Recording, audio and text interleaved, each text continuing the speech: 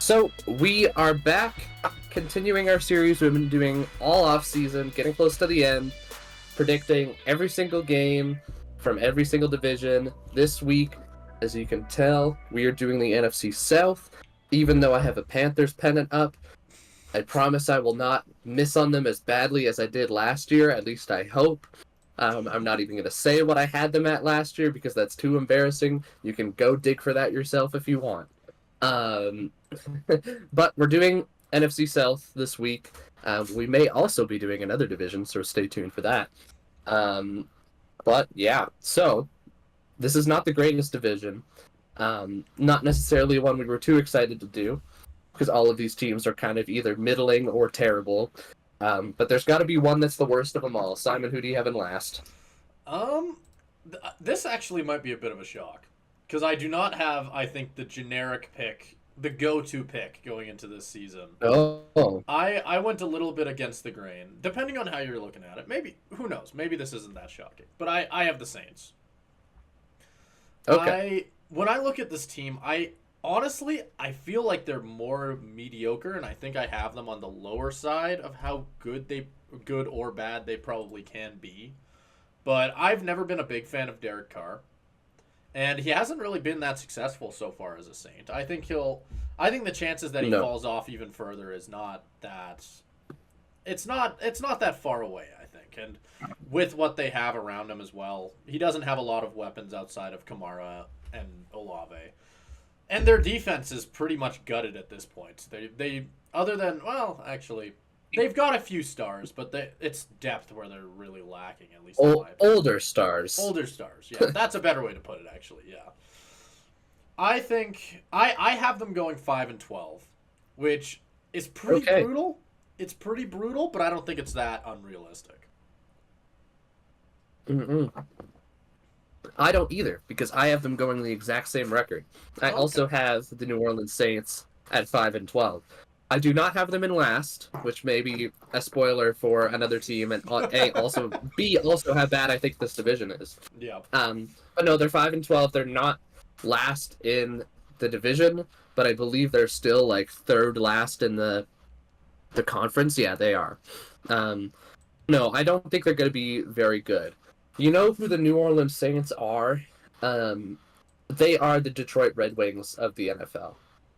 Now, they may not have had the exact same kind of sustained success, but they still had a long period of sustained success under Drew Brees and Sean Payton.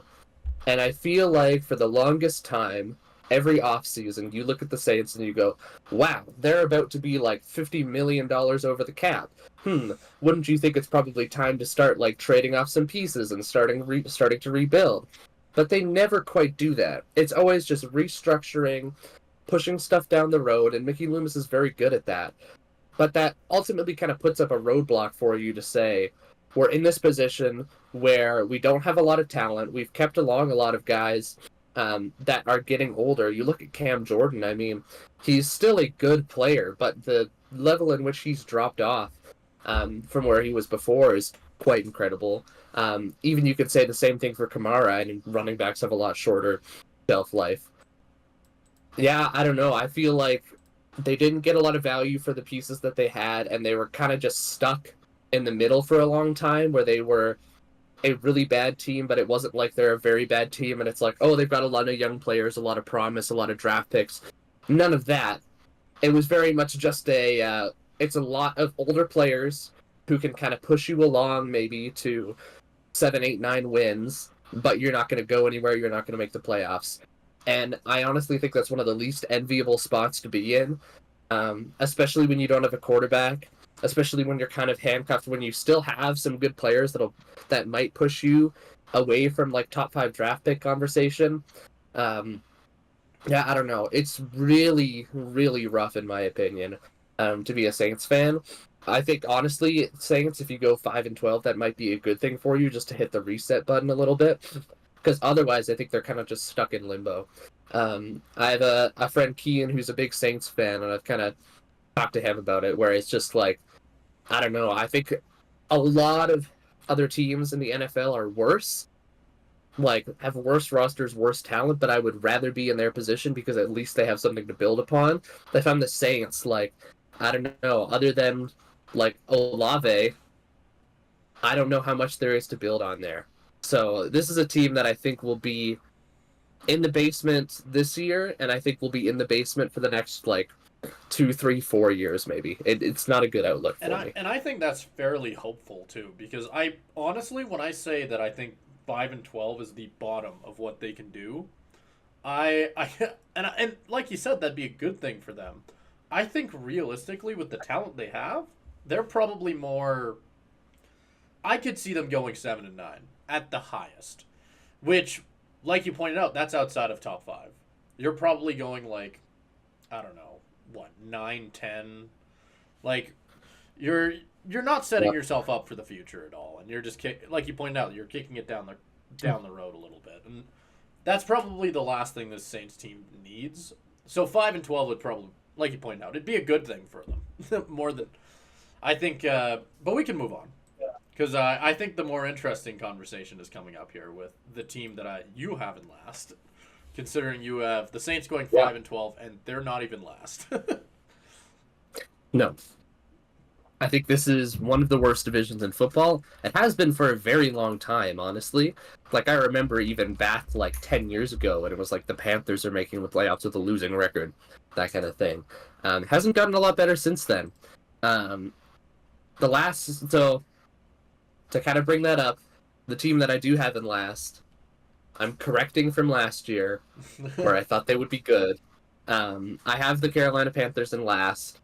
I have them. I don't know if let me check if this is even an improvement on last year or not. I have them going 2-15. Holy, which I think is pretty bad, but it's a very, very bad roster. It is. Yeah, did the Panthers go? The Panthers went 2-15 last year, so I basically have them doing the exact same as last year. I think they will be better than last year.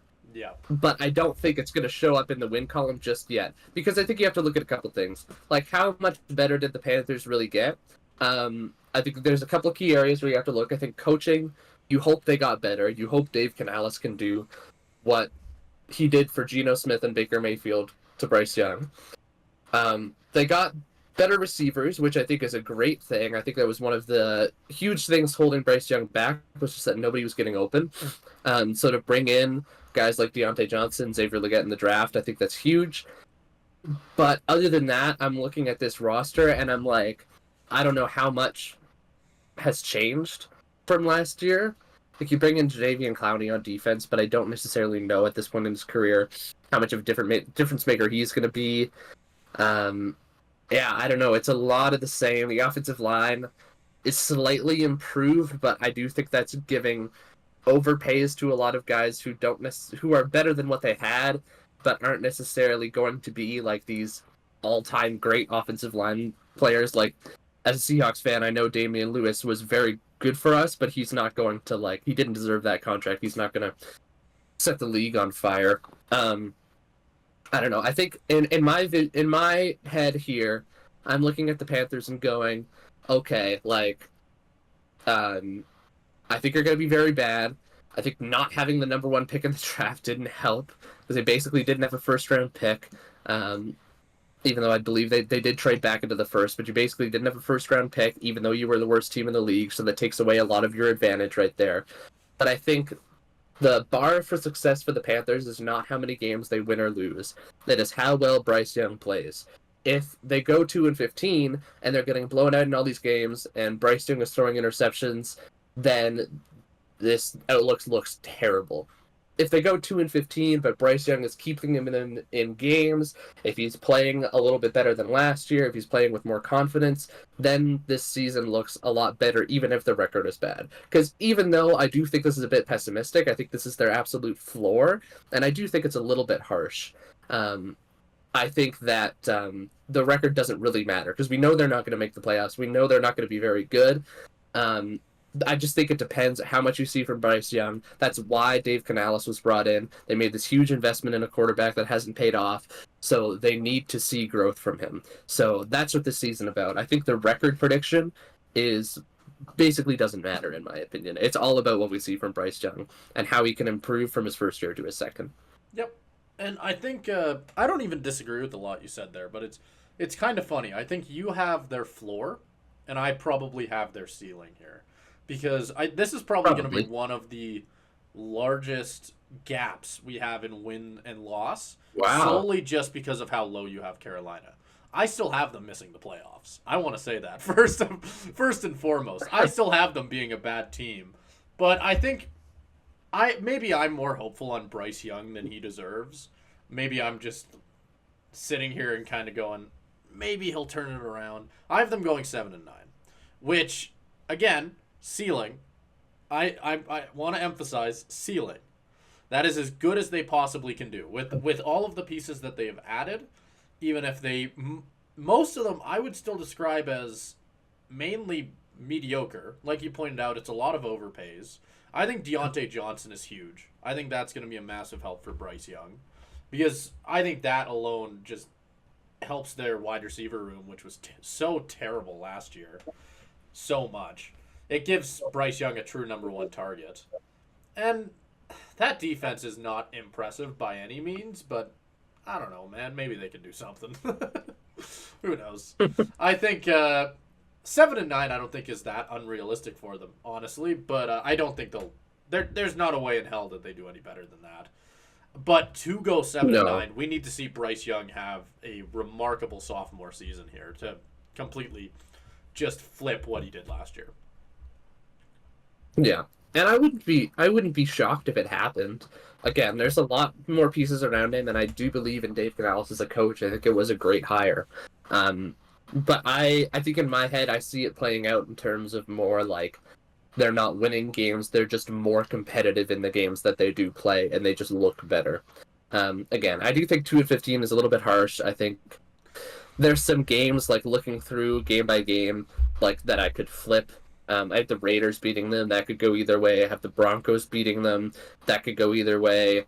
I think... Yeah, like I have... The funny thing is, I think the most... The Commanders. Yeah. I think the most realistic is probably right in the middle of both of us. With them going about like 4-13, 5-12. That's probably... Yeah. If I were to bet money on it, that's probably where I'd put it. But, yeah. I mean, I don't think either... I could see them going 2-15. I could see them going 7-9. They're a weird team like that. And I do agree with one of the first things you said, where the record doesn't matter for them, because they're not making the playoffs no matter what. It's almost... I still think it'd be a good thing for them, though, to go 7-9. They're not in the same boat as the Saints. Confidence-wise, yeah. No, I think it'd be really huge for the franchise, because I think... I do think, funnily enough, I do think it would be better for them to be competitive. At least... competitive in comparison to what they were last year. Like, it's gonna be an eye test thing. Exactly. It's gonna be an eye test. It's if Bryce Young can give them hope and make them not want to use they do have their first round pick this year. So make them not want to use that first round pick. Yeah, exactly. Make them not want to use that first round pick on another quarterback, right? Like, just give them something, because last year we didn't see a lot from him that really made you too hopeful. Yeah, and this year I'd argue there's no excuses for him, because I mean, offensive line was an issue. They improved that. Wide receiver was an issue. He has more targets now. Like, all of the pieces should be there for him to hopefully step up into this role that they've sort of given him. And worst case scenario, I guess we see Andy Dalton by week 4, but let's hope that doesn't happen. Yeah, and I do think that'll be a big thing. I think the biggest issue that Bryce Young faced in his rookie year was that he played on an Alabama team that Alabama churns out these fantastic wide receivers every year. Right. I don't even know what the roster would have been when Bryce Young was there, but I'm sure I'll look up those receivers and it would just be like NFL guy, NFL guy. Yeah, like, even just none of these guys played with... I don't know if any of these guys actually played with Bryce Young, but just listing off some of the Alabama receivers in the last 5 years or so. Devonta Smith, Amari Cooper, Jerry Jeudy, Jamison Williams. Like, all of these guys are insane. And that's the kind of talent Bryce Young was working at against lesser competition at the college level. So his guys were always open. Like, they're going to have, like, a college level of separation. In the NFL, he then went into the worst receiver room in the league, where his number one receiver was an old Adam Thielen, who essentially you just double him and win every time. Because nobody else can get open. So I think that just tanked his confidence.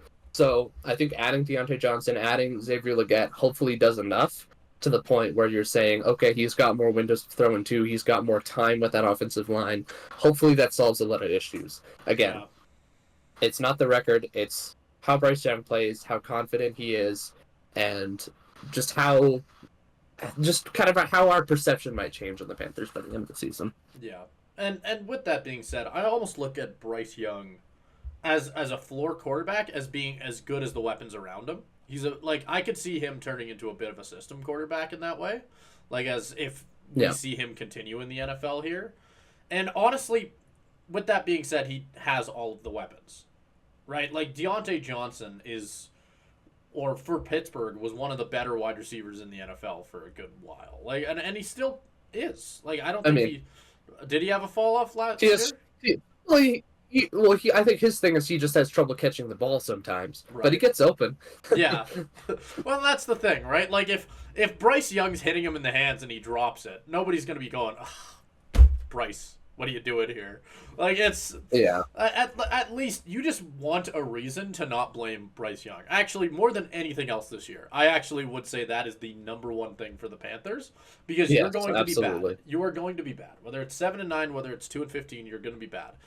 But you want a reason to not blame the guy that you traded however many first... What was it? They traded 2? You just... yeah, but I think the big thing is that became the Caleb Williams pick. Exactly. Right? No, and I'm not trying to defend it, but you want a reason to, this year, be like, okay, that's why we did that. Like, you want something. You know what I mean? Like, you want a little bit of hope. Yeah. Because right now, I think Carolina, out of all the teams, even though I have them in third in this division, I feel like they, in a weird way, are the most... They got to be the most depressed fan base right now after that trade. Because that trade bit them in the ass so hard. Decimated a franchise. Like, has to be one of the worst. Because not only do you give up the Caleb Williams pick, but you also give up DJ Moore, right? Who the Bears just signed to the long-term extension. Yeah, like, it's so brutal. you took... ended up taking the worst quarterback in all likelihood. We haven't seen Caleb Williams yet. Ended up taking the worst quarterback, but then also deprived your quarterback of a number one receiver, which then bit him in the ass in his rookie year. Yeah. Like, it's the worst possible pile of shit that you could have ever had. And it's the fact that they nearly took C.J. Stroud as well. I remember hearing about that rumor when that came out. Like, I don't remember when that came out. That came out at some point where the owner vetoed it and said take Bryce Young. Look. Honestly, something like that. Honestly, I two things to say about that. I don't think C.J. Stroud has nearly the rookie year he has last year if you put him on the Panthers. No, God, no. I think we're talking about Bryce Young for Offensive Rookie of the Year potentially. Probably wouldn't do as good as Stroud, but I think if you switch those, I think the situation has a lot to do with it. Yeah. In terms of the owner, though, like, I do think that's another really important thing. Like, I think David Tepper has proven himself to be one of the worst owners in the NFL. Dan Schneider leaves the Commanders, and then immediately I think David Tepper kind of took his place. So much shit happened with him. He, like, threw a drink on a fan. Oh, that guy!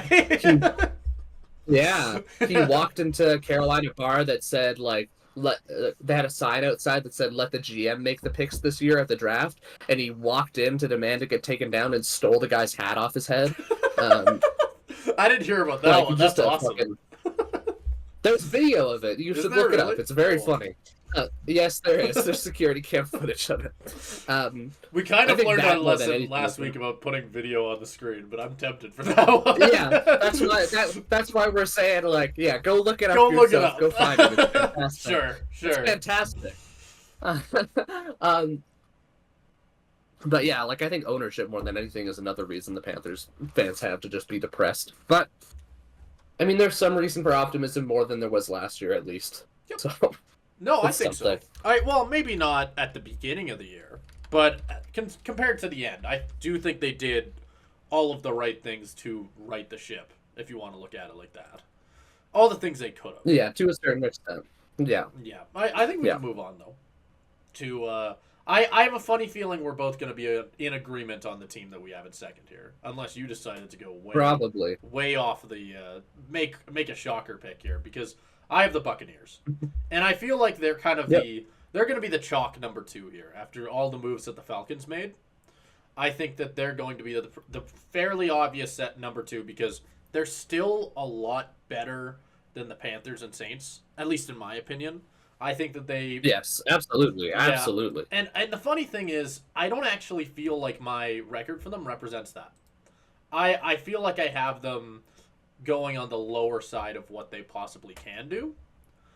But I still think that they have a lot of the right pieces. Assuming that Baker Mayfield can put together another season like he did last year, he still has all the same weapons he had before. Mike Evans is still on this team. He's still putting together great seasons. Chris Godwin, Rashad White's a fairly okay running back. Like they've got all of the pieces, and defensively they still have a lot of the same guys from the That Super defense Bowl is run. good. Yeah, they still have a lot of the same Yeah. guys.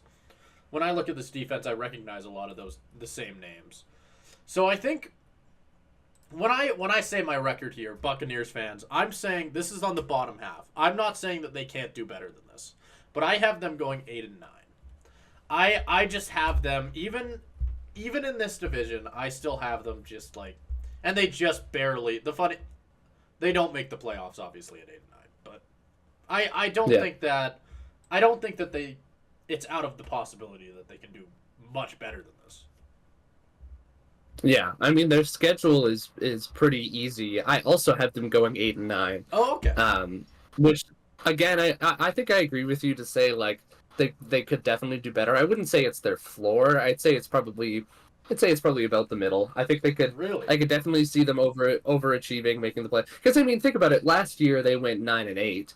Yeah. So like it's not that far off from what they did last year, and I don't think they necessarily like improved all that much from last year. I think it's a confidence thing though, because last year you didn't know what you had, right? Like Baker, we were talking about Baker Mayfield versus Kyle Trask for fuck's sake.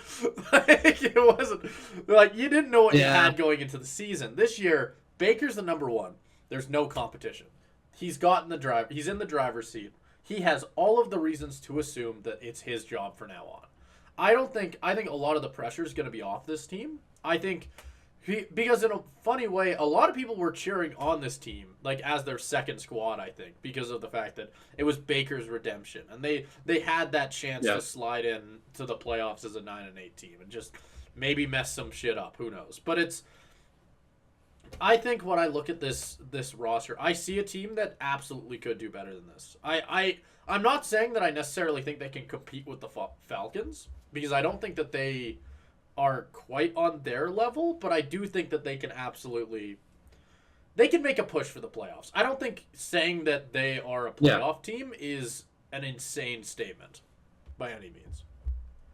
Yeah, I mean they went to the divisional round last year. Like we saw that they had the potential, that they were good. I think for me the biggest thing as to why I have them going at 8-9 is, I mean, looking at their schedule, I think the difference is I just have them getting upset in a couple games. Otherwise, like I think there's 2 games that I have them getting upset in that I think you could flip. That's losing to the Raiders and losing to the Chargers. I think they're better teams than both of those, but like upsets happen. The rest of these, I don't think they're going to win these games because it's Lions, Eagles could be closer, but Ravens, Chiefs, Niners, Cowboys is what are the rest of the losses that I have. Right. Yeah, like even then, that's not that too bad of a schedule, but I think there's a certain amount of losses that are inevitable there. Because I do think they are a pretty middling team. I think they overachieved to a certain extent last year because, yes, this defense is still good. They still have a lot of pieces from where they were last year, but they also lost a decent amount. Who am I thinking of? Shaq Barrett no longer on the team, I think is a big one. I think they also lost who's the corner that went to the went to the Carlton Davis, I believe, went to the Lions. And Like they had some pieces picked off from there. Um, so I think this defense is still good, and I think we'll still keep them in it. Um, I just don't think there's any talent that's like, oh wow, like this is gonna wow me. I'm just like, this is a pretty good roster that I think will have a pretty good season. I could see them making the playoffs, but if they do, it's gonna be on the fringes. I don't have them that way. I also have them 8 and 9. yeah, I was gonna ask because I think you know offensive linemen quite a bit better than I do, but outside of Tristan Wirfs, I don't think I recognize any of the names they have on their O line. And It's actually a pretty good O line. oh, okay, I'll shut the fuck up. So I think Tristan Wirfs obviously is fantastic. Yeah. Cody Mock is another one that I've like. Again, I can't say like I'm an expert on offensive line play or anything, but I think he's pretty good.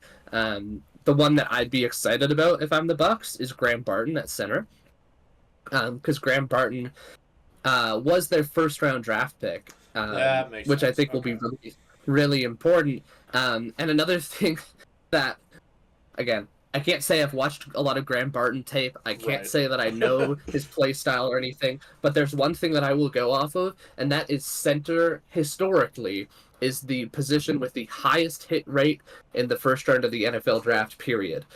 Over the last, I'm not going to get the stat right. Look it up. But it was something, I saw something around the draft. It was like in the last 10 years, there have been like 13 center picks, and 12 of them got a second contract. Wow. Like, That's impressive. That is the level of hit rate that Yeah. we're talking about. Hmm. Again, look up that stat because I'm not going to have it exactly right. But center has been one of the like most consistent positions to hit in the first round of the draft. I think it helps that there's not a lot of centers taken in the first round of the draft, obviously too. But I do think it's important, and also Grant Barton, from everything that I've heard, has been playing really well in camp. So even though if I can't say I know a lot about Luke Godeke or Ben Bredesen, the rest of the offensive line I've still heard relatively good things about. Yeah. I'd be excited about Grant Barton in the middle. Like, I think it's still going to be a good group. It kind of like it's the same position I have on the rest of the roster, where I'm like, huh, pretty good. Nothing like Okay. spectacular outside of Tristan Wirfs, but still like pretty good. Pretty Okay. good. Yeah, no, it makes sense. I think it makes sense that they have. I apologize for not knowing my rookie centers. That's my bad. We can move on to the top of the division, I think. Okay, wait. Before we do, I want to correct the stat because I have it. Oh, okay. I was pretty close. Close. In the last 20 drafts, 11 out of the 12 first rounders earned second contracts with the team that drafted them. I kind of want to know who the one guy is. Who's the one? It's probably not. It's probably not interesting. It's probably a name I wouldn't know, but it's not. Yeah, no, that's probably somebody you haven't heard of. Yeah.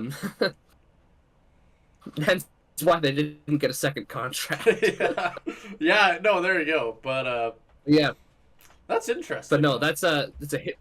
It's a hit rate of 92%. The next best hit rate is offensive tackle at 59. Wow. If that says anything. Wow, that's insane. Well, I guess. Yeah. I can't think of like another position that really, because you're right, it doesn't get picked in the first round that often. Like you don't see a lot of centers go in that spot. Like yeah, it is by far the least drafted. Well, other than fucking kickers and punters, but like it's. Oh yeah. Yeah, like other than that, but take out kickers and punters, I can't think of another position that gets drafted less. There isn't one. Unless you count long. I have all this. I found the chart. It's centers are by far the least. Right. The only one that is like relatively close to them is there's two. The only ones that are relatively close to them are surprisingly tight ends. Only 24 drafted in the last 20 years. I could see that. And then guards. Guards have 28. Okay. Yeah. No, the funny thing is neither of those surprise me. I feel like you don't see a lot of you still do. I feel like you still do see at least like one every year in the first round for tight ends. But at this point, because I'm thinking like, Oh god, I don't want to test my knowledge on like first round tight ends. Actually, I'm not gonna roll those dice. But I think I mean, I like feel Brock Bowers, yeah, Kyle Brock. Pitts, like you There get you one go. of Yeah, those every year. yeah, exactly. We're like you usually get at least one, but and I feel like it's pretty. It's the same for guards at this point. But yeah, centers is more rare. Yeah. You're right on that. We can move on. We don't need to bore everybody with offensive line play. I don't think for any longer. This is an offensive line podcast. Come for the solid offensive line talk. Listen to us talk about guards for an hour. Next time we do if we do an offensive line thing, we'll be bringing on a guest that I'll sit and like I'll change the setup for the podcast so I can just sit in the corner and say nothing. I'll have a mute sign on my like over top of like my like just like a half transparent mute sign, and occasionally I'll just move my mouth to make it look like I'm talking. We'll do it like that. That probably is the best way to do an offensive line segment. All right. Well, we can talk about the Falcons, I think, because I think they are absolutely the best team in this division, and if you think otherwise, you're wrong and dumb. I think the Buccaneers are the only team that I could really see an argument for being competitive with them, but I honestly think they've made so many improvements going into this next season that it went from when they picked up Kirk Cousins, I feel like I was decently skeptical. I was hopeful, but I was skeptical because they had a lot of young, unproven players. You add a quarterback who, while good, hasn't necessarily won anything, and you have a team that's just kind of you could see things falling apart is kind of what I mean. And then they made the moves they made last week, bringing in Matthew Judon, Justin Simmons. Suddenly, this defense is looking very star-studded. I mean, they've got easily the best safety duo across the entire NFL. We talked about it last week, but that entire secondary is just insane. Matthew Judon helps a lot with their pass rush. And then offensively, like I pointed out before, Kirk Cousins at quarterback. Bijan Robinson had a fairly decent rookie year. He's going to get a chance here to continue that going. Their wide receiver room's fairly good.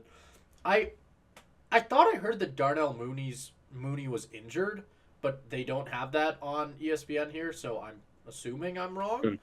But regardless, like their offense here, at least in my opinion, I think that it's pretty impressive. I think that they definitely have a chance to do some good stuff here. That being said, I've hyped them up, and now I'm going to knock them down a peg for when I say what their record's going to be, because I don't necessarily have them doing that well. Well, Simon, to kind of help you out here, I'm going to give the asterisks for both of us that these records were made before the Matthew Judon and Jesse Simmons moves. I was even thinking, you know what, it's a good thing you pointed that out, because I was just defending my pick.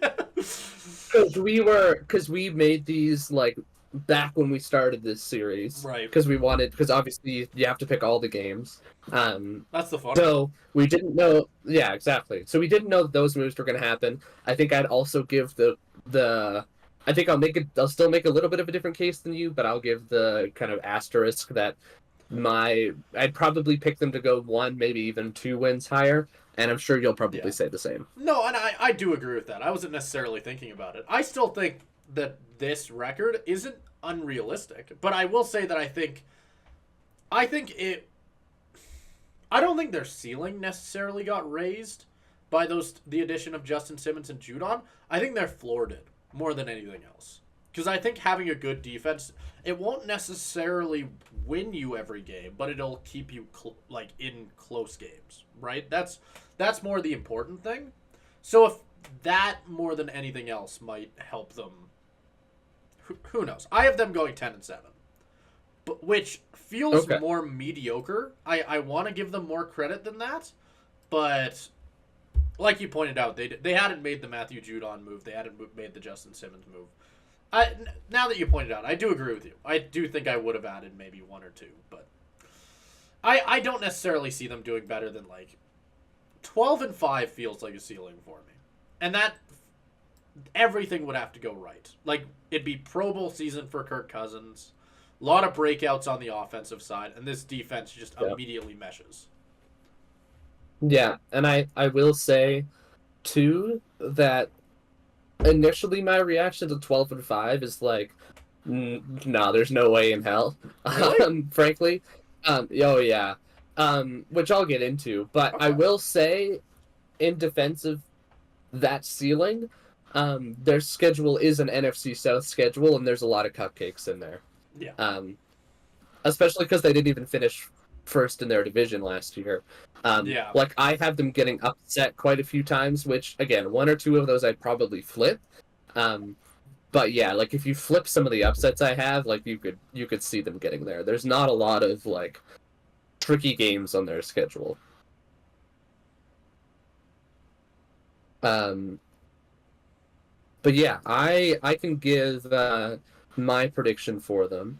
I have them going not as good as you, but I would say again, if I were to do this over again, knowing what we know now, I think I'd with that hindsight, I'd bump them to 10-7. I'd have the same record as you. Like I think that's probably where they're going to sit at the end of the season with those moves. But not knowing that, I had them going 9-8, which again a little Oh. bit more pessimistic than I think some other people are. Yeah. But I will give the caveat of this that I could still see them going 9-8. I could still see them disappointing in some games just because this roster, as good as it is on paper, is still very unproven. Um, and it's very much a projection, right? Because they Yeah. have all this talent that we all felt was very underutilized by Arthur Smith and the previous regime. Like, why aren't you getting Kyle Pitts the ball more? Drake London could be a bigger part of this offense. Why are you giving the ball to Tyler Algier every single time instead of seeing what you have in Bijan? Like all of that kind of stuff, right? Where it's like it seems like they've assembled this juggernaut of skill position talent on offense and just not using any of it, which understandably drove everybody, not even just Falcons fans, like it upset me, and I'm a Seahawks fan, I don't I had care. Bijan in It drives fantasy. I everybody. know what you're talking about. Exactly, yeah. Like people get pissed. All the people who are like draft Kyle Pitts every single year because they're like, this is the year, this is the year, this is the year, and that never works out because Arthur Smith and the staff there just never used him. I think the biggest thing will be how does coaching respond. I think Raheem Morris is a good coaching hire, maybe not necessarily the best one. But he was good in his time as an interim coach with them before. I think the big highlight is Dak Robinson as offensive coordinator. That's a hire I really like. Coming from that Sean McVay tree, there's going to be at least some influence there, and those offenses generally always perform well. Even in some of the coaches from that tree that have been a little bit worse, I would point to maybe even my own former offensive coordinator, Shane Waldron, as one that maybe didn't have the exact same success as some other guys have. It was still a good offense, and he still led like that Geno offense two Yeah. years ago, um, where they utilized their talent to the fullest ability. So I would have some faith in that. But I do still think it's a lot of pieces to all come together in one off season. Like different quarterback, same skill position players, but ones that haven't been utilized in that same way. Um, like I, there's the whole thing with Penix too, and I don't think their draft was all that good. Like you get Penix, which didn't ultimately help build out your team anymore. It's a pick for the future, doesn't help you at all this year. Um, Rook Arororo in the second round, which was a pretty big reach. Braylon Trice was a good pick, but he's hurt and probably is going to be hurt for the rest of the year. I have questions around this team. I think the talent is there on paper, but it's very much can they put it together? I think they will be able to eventually, but I wouldn't be shocked if there is some growing pains to that, and they kind of like maybe come on a little bit more at the end of the season. We start to see them form. Like I have them losing their first two games. Like I could see that kind of thing happening where they kind of stumble out of the gates. I think I have a few more question marks because they do also kind of seem like an off-season champion type of team, and those teams almost always take a step back from where we think they're going to be. I still have them making the playoffs as the number 4 seed, obviously as the winners of the division, but this may be a little bit more of a transitional year than people are thinking. Yep. And I think I'm definitely higher up on them than you are. I like I said, I still stand by what I said. I feel like 12-5 is not out of reach for them. by any means. But I actually have them in the same spot. I have them going 4th in the conference and 10-7. But excuse me. I was laughing at the pronunciation of that one rookie's name. Row. It sounds like Scooby-Doo. It does. It's also the fact that, like, in my work, the number one rule that I tell all the new people that I work with is if you don't know a name and you're pretty sure it's one thing, the worst thing that you can do, you gotta say it with full confidence. I was laughing so hard because of you're just like almost shocked reading it off the paper. I feel like I can. Yeah, that was absolutely. I have no idea. I'm not even gonna try. Confident in it because I'm pretty sure that is how you say it. Yeah, like I heard it pronounced. Yeah, I think it's rook a ro. Okay. Yeah, like, yeah. I just laughed because it sounded like you had no fucking clue. You just took one look at it and just went, "What the fuck?" Oh. No, I've heard his name before. I think it still is just a bit of a like. No, oh god. I believe you. I believe you. I was laughing at that because I can picture so like I've been in so many broadcasts where people have done the same thing, and I've just had to sit there and pretend not to lose my shit because that's got to be one of the harder ones though, because you just stare at it and go like. But I don't have a big enough ego to try it, so I'm not going to. But I'm good. I'm good. But I thought that was funny. Anyway, I think we're doing 2 divisions this week. Isn't that the plan? Yep. So let's do that. Yep. Up next, the next division that I don't remember. AFC East. AFC East. The last in the AFC. We're wrapping up the AFC. The season is coming to a close. We only got 2 more divisions left. Oh dang. Things are getting intense. So we're gonna get a full look at our AFC divisions. Or yes. Yeah, AFC. and our AFC playoff picture. True. Very true. Although I'm not. We can preview the matchups. We can say what our matchups are because we will have a segment right before the season starts where we go over our playoff bracket. So. Right. I still have to go and remake that. I have to do the math on mine because I lost it. I've been going just for the context of for like the last like 3 or 4 weeks of this series. I've just been going off a JPEG on my computer of like that I took like of my all my records and who I have winning the Super Bowl, but I have nothing else. So like whenever you hear Caleb bring up, I have them winning this game against this team, I'm like, oh yeah. No, I definitely have those stats as well, and I'm not just looking at a solid image of records. All right, well, there you go. AFC, whatever. AFC South. That's the one. East. Fuck!